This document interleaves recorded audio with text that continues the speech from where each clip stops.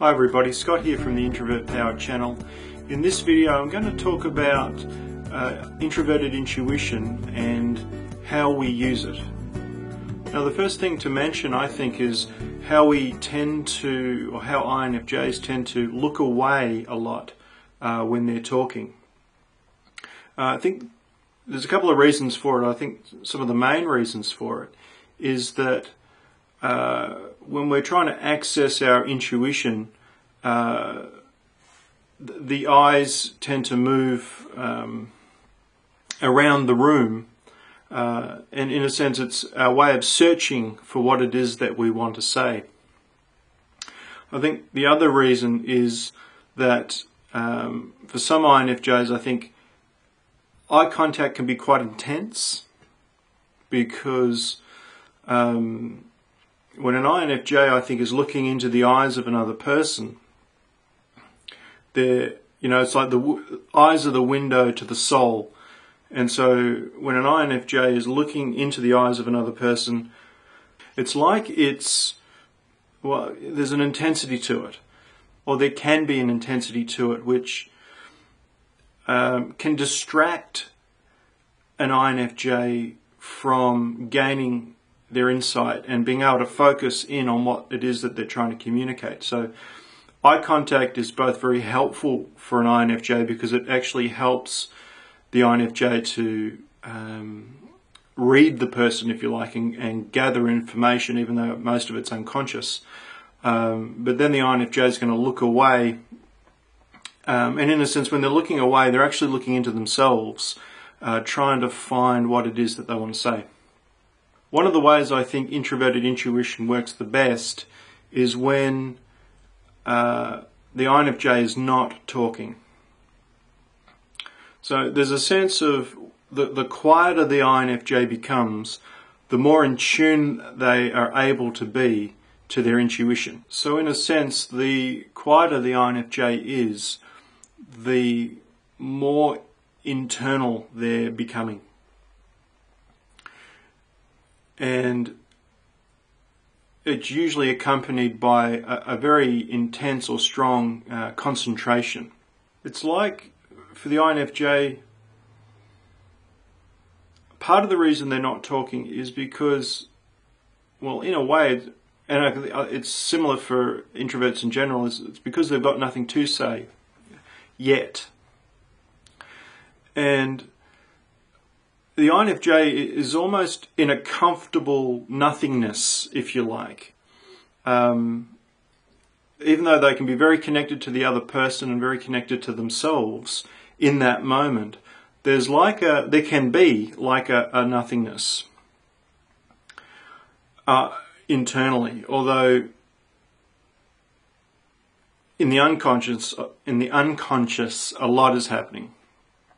And then all of a sudden the INFJ can have a thought, a really like crystallized thought can come up, or it might even be a picture or a metaphor. And these the metaphors and pictures can be very, very detailed. They can be very symbolic. So if you notice an INFJ being quiet or reserved, it's most likely, it's quite possible that that's what's going on internally. When you're going to know that there's something happening, or the INFJ is aware of something, is going to be through their extroverted feeling, and then that's going to be it's like the introverted intuition ignites the extroverted feeling, and then the INFJ will sort of communicate that thought or that insight, or describe a picture, or share a metaphor in order to communicate an idea. And INFJs will normally communicate those moments with a confidence, because that insight or picture or whatever it is feels so true and feels so clear on the inside that they can pretty much trust that it's accurate and important. Now, what can be happening in those quiet moments is an intuitive thought or picture could be birthed out of a feeling. It could be just something somebody says or the way that they say it. It could be, someone might say the same thing 3 times in a different way that kind of highlights that something about this is very important. It could be a range of things that will sort of be sitting in the INFJ, and there'll be a curiosity about it. On an even deeper level, it could be almost like a form of transference, in the sense of the INFJ is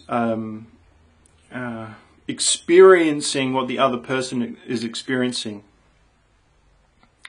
Often what the INFJ is experiencing is something that the other person is not aware that they're experiencing. So to use some clear examples of that, it could be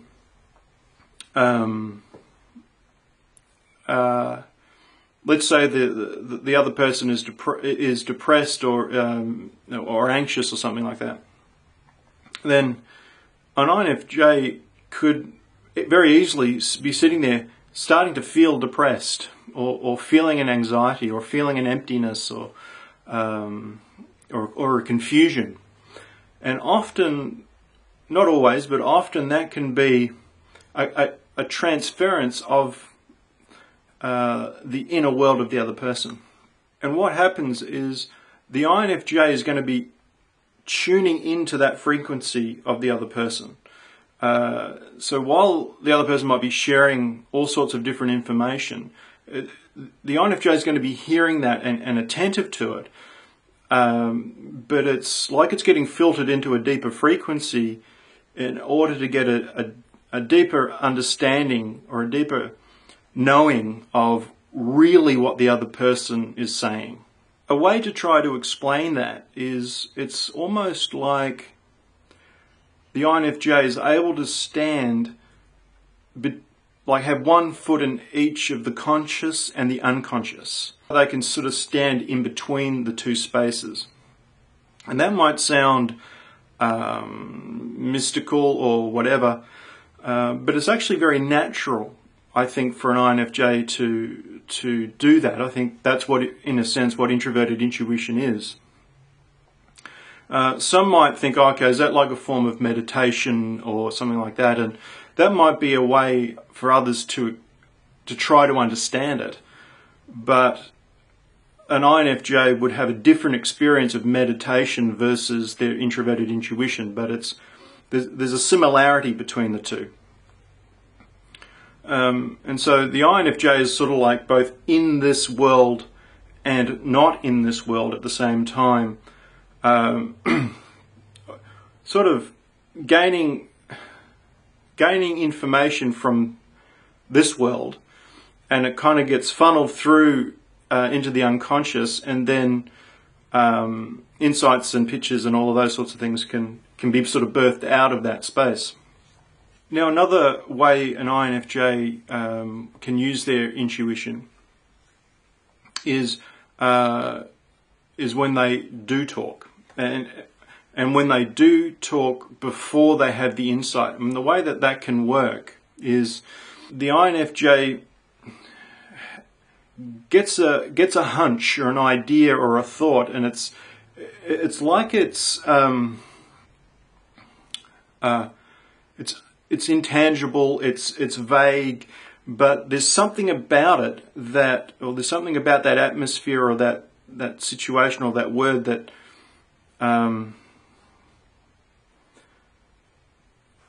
intuitively the INFJ knows something's there.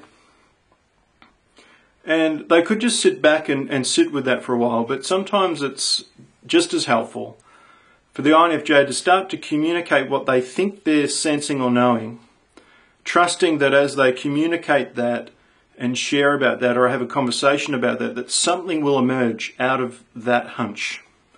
And from personal experience, that has proved to be just as accurate and helpful as the other more reserved approach, where there's suddenly a completed concept that emerges. This one, it's more the hunch slowly develops into something. And again, that could be just a feeling or a sense or a knowing or a hunch. I think I said that already. And sometimes that can be, even for the INFJ, that hunch or sense can appear to be completely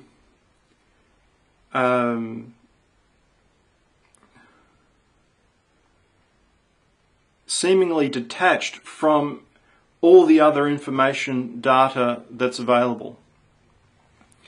So what I'm trying to say about that is that this hunch could appear to be totally unrelated to everything else that is happening in that moment.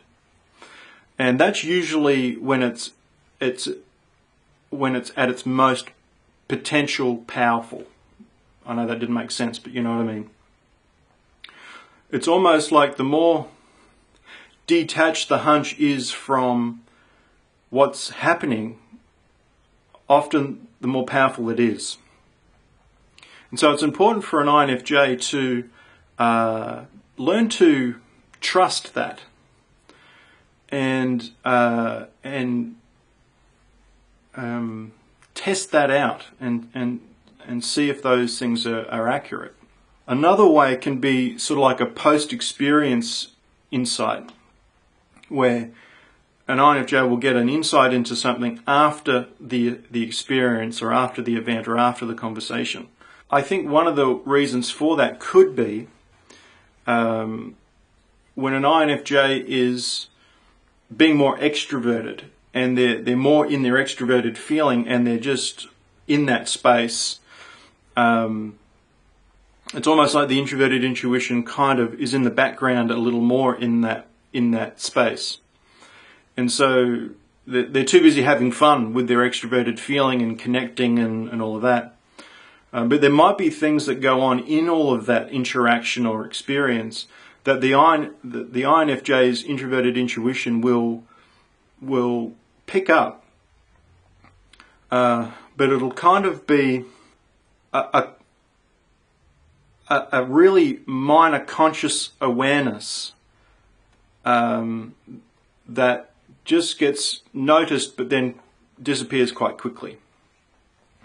So what an INFJ is most likely to do in those experiences is after the event, when they kind of disengage or disconnect with the experience or the environment or the other person from their extroverted feeling function, that the introverted intuition